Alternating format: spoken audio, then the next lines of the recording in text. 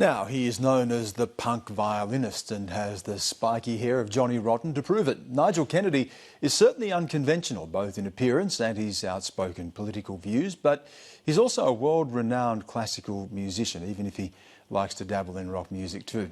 Sarah White sat down with the classical rocker as he relaxed in the northern beaches of Sydney, beginning his national Australian tour.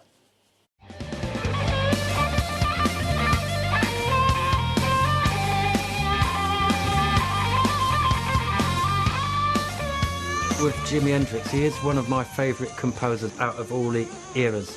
You know, I'd put him up there with Bach or Beethoven or any of the great classical ones. He changed music more than either of those two people, actually, because he developed the guitar to a level which was just inspirational.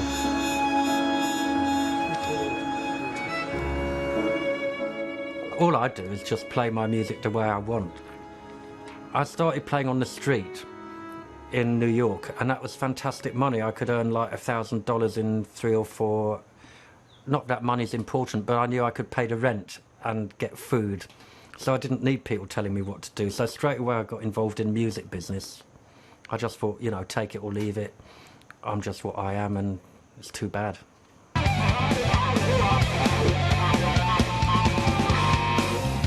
Violins I've never really broken, except for one forlorn attempt. I tried to be like Jimi Hendrix, and I got a violin out in the London Palladium and like started to burn it with cigarette lighter fluid, and some monkeys came on with an asbestos blanket and covered it up and said that's a fire hazard. So, you know, times have changed a bit. You know, people talking about old music becoming irrelevant, right? I don't believe so. You know, I'm in the middle of a project trying to show the universality of Bach.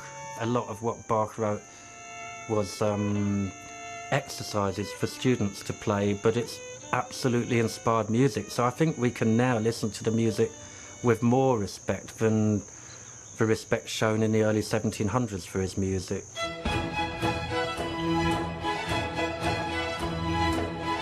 Everything that Vivaldi wrote, I know it.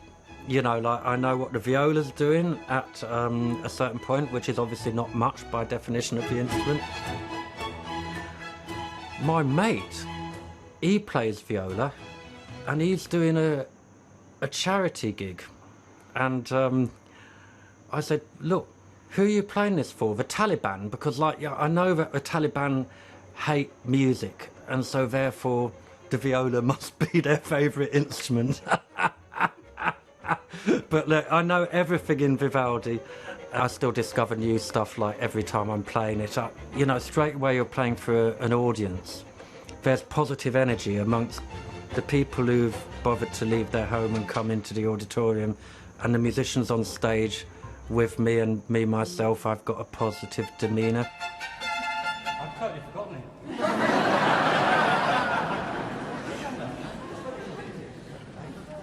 Oh yeah, that's a good bit.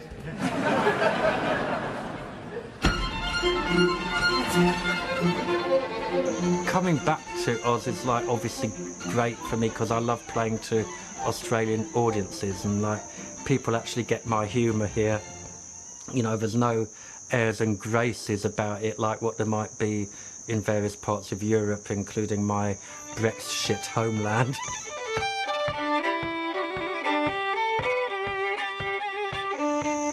But I feel like I'm a storyteller from the violin. You know, we might not have words in the music, but there's a kind of narrative in the music, and I like to have that. And so, you know, hopefully there'll be some kind of sense that people have been taken on a journey through a story. That's fast.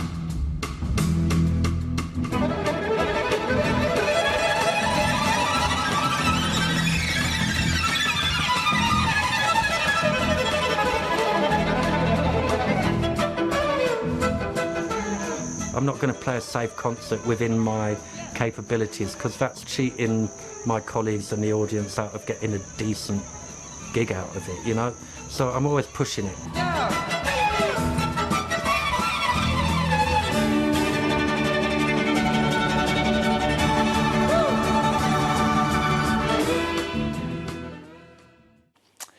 Sarah White there, and we do apologise to any viola players who might be watching after Nigel Kennedy's comments.